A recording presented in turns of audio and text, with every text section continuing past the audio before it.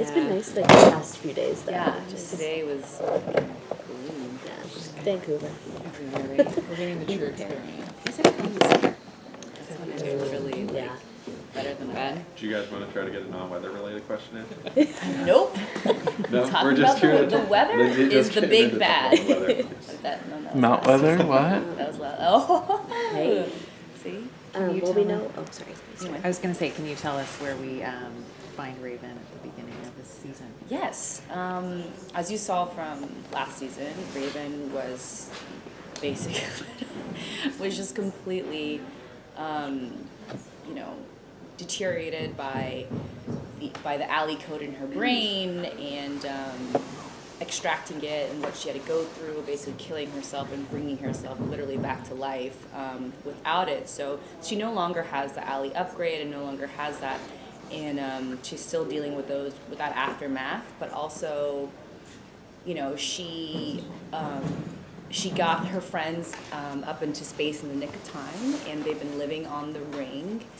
But Raven has been trying.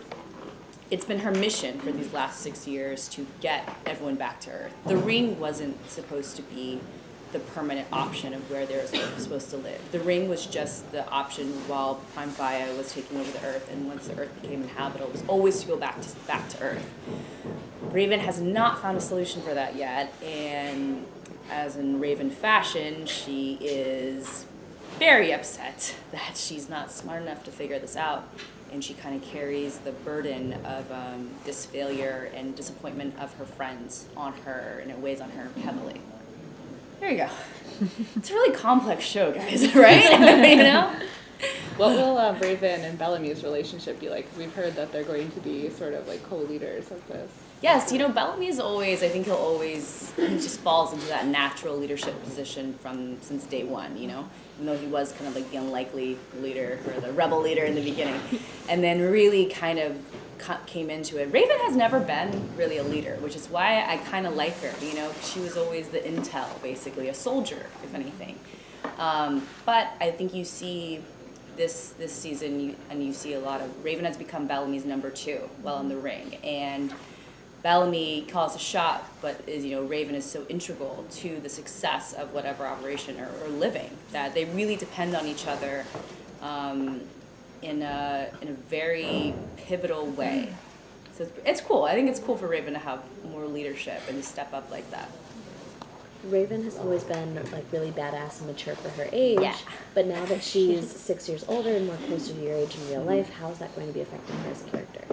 It's funny because it's like, I feel like I've gone through this as just myself too, and I don't know if this is like resonates with anyone else, but when you're 18 and you go out and do something, or when you're young, when I was 20, I dropped out of college. I was like, I'm moving to LA. I had a full ride, full scholarship. I was like, whatever, I'm going to LA. Nobody supported that.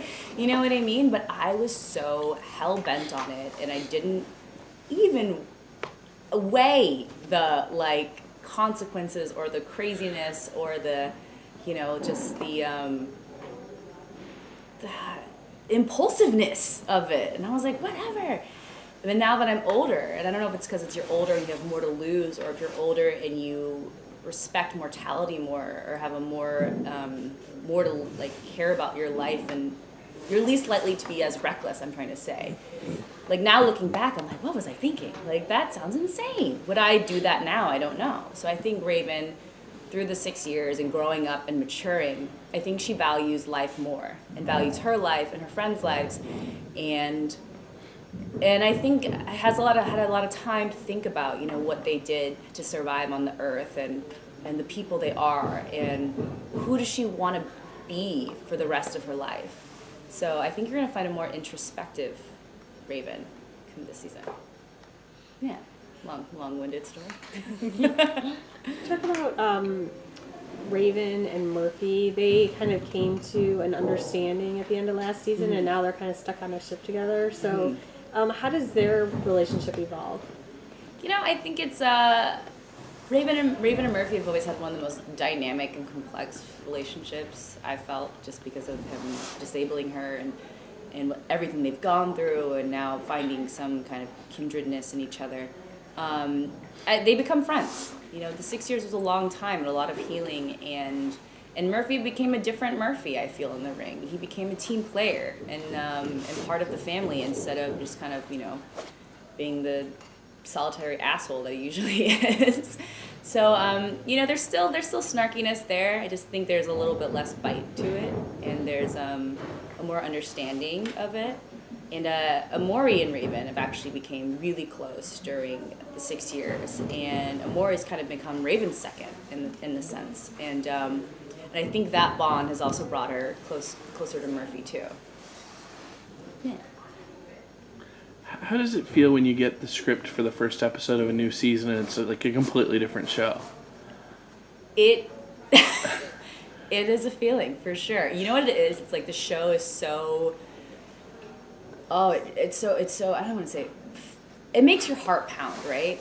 And there's lots of times when I'm reading scripts where it's just like it like jacks me up, you know? Like I can't like read a script late at night because I'll be too like my mind's just going. So. Yeah, you know, but I think this is such a cool show because every season I feel, not a different show, but every season has been an evolution to me. And I think even watching back, even the way is shot, like the colors in season 1 were more vibrant, you know, the greens and the forest, and then everything I think evolves. And so this season with the time jump especially, and everyone's different.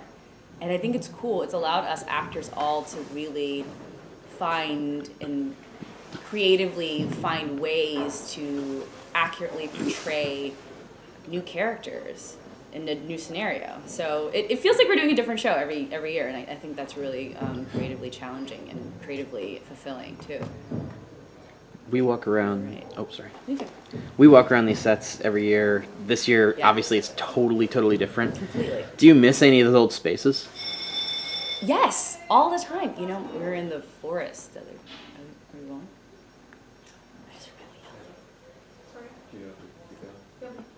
Oh, I miss the drop ship. Like we went to where the drop ship is and it's gone. Like they replaced it, and like that, you know, that was just so many memories there from, you know, when I was 22 and first starting and being nervous and being like, eh. So it's just a lot of. It's interesting how places like that will hold value to you. And you know, I never even been to Polis, so I wish I got to see that. Or even the lab. The lab's over there, and it's like half of it's decimated, and I love the lab. So it's just like so beautiful and clean and stark white. But I don't know. I think this show just has so much. Or Mount Weather. I never went to Mount Weather. I went into like the dining room, and then it blew up. So